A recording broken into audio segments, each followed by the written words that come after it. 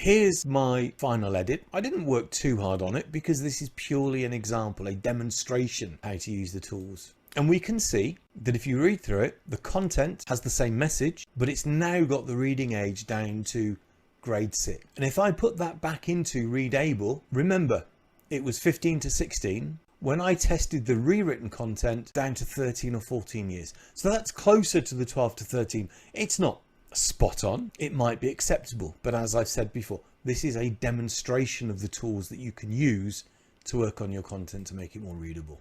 Now we can see that in those 3 selections of the 6 tests, and I picked 3 not for any particular reason other than they were the first 3. There's no surreptitious selection here. You'll see that they've moved. They were originally a yellowish amber color. They've moved into the green. So, you know, we've achieved certainly the primary aim.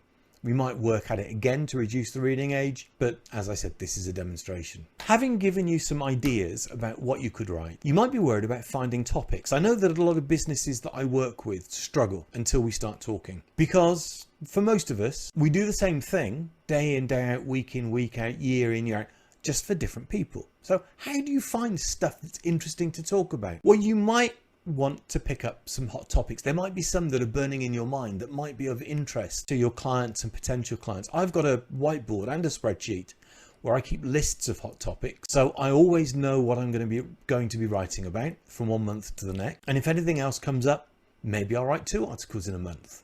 Maybe I'll just write 1 of something that's come to mind and bump everything else down. It all works. It just means I know what I'm writing about. It also enables me to write 1 or 2 paragraphs a week, so that at the end of the month, instead of having to think, oh, I've got to write everything, I've got most things written. All I then need to do is pull it together and edit it for final publication. You could use Google Alerts. Go to Google Alerts, you put in some keywords around the subjects that you work in. And for me, I've set it up to give me weekly summaries. Every week, I get a summary of new articles that Google has found, and I can look at those articles, and sometimes that gives me a springboard to talk about. I also use a website called DrumUp. It's a bit like Google Alerts. Again, it's free. But what you do with DrumUp, exactly the same as with Google Alerts, you put keywords in there and DrumUp does a scan. This time it scans publications, and where it finds articles that are relevant to your keywords, you can check out those articles and you can see where there's an opportunity to take ideas from them to come up with some content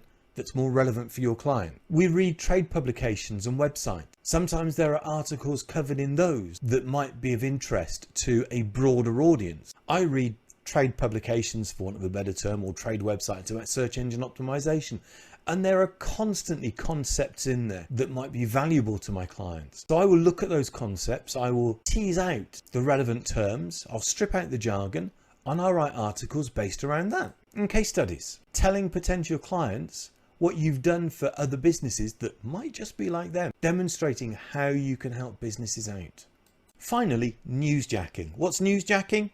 It's when you see a headline in the press and you think, I can translate that, I can hijack that story and turn it into something that's of relevance to my clients. Just keep your eye on the press, print, TV, internet, whatever. You'll be amazed if you tie all these opportunities together, how easy it is to find things to write about. You've come up with your ideas for your articles. You've written your articles. You've made it readable. You've built your keywords into it. What's next? Well, the next thing is obviously publish it. Great, you might think. Job done. Published. No. Publish it on your blog. As I said before, share it through social media. 2 or 3 times a month. Share it once a week for the month that your article is fresh. Share different parts of it. Share images from it to generate interest and attract interest. Use it as email marketing content. Send it out to your email marketing list. And if you haven't got an email marketing list, why not? It's the most effective form of marketing that you can do. Share it again through social media. Record a podcast. People love podcasts. You can't watch a video or you can't read an article when driving, but you can listen to a podcast. Although you can watch a video when walking, you'll probably walk into a lamppost, but you can listen to a podcast. See where I'm going?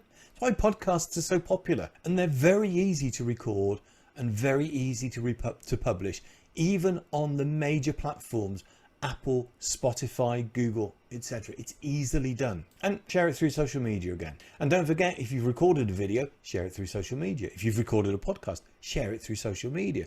You're hitting your target markets. Although when it comes to social media, remember, the 80-20 law applies. 80% of what you share on social should be general stuff. The 20% is your opportunity to do marketing. Web marketing is a marathon, don't forget that. But the longer you work at it and the harder you work at it, the better it gets for your business. But there are very, very few quick wins. The quick wins are the ones you pay for. The Google ads, the Bing ads, the Yahoo ads, the Facebook ads, the LinkedIn ads, they can get you up and running very quickly, but they can also be a money pit. So treat those with care. But your search engine optimization and your content creation, the more you work at it, and obviously the better you get at it, the more effective it's going to be for your business. Thanks for watching this. I hope you found it useful. You can ask me questions. My contact details are on the screen. Just search for Andy Poulton, Chief SEO Officer, and you'll find me. You can ping me questions on my socials, by email, send me an SMS, email me, whatever it is. Just get your questions across.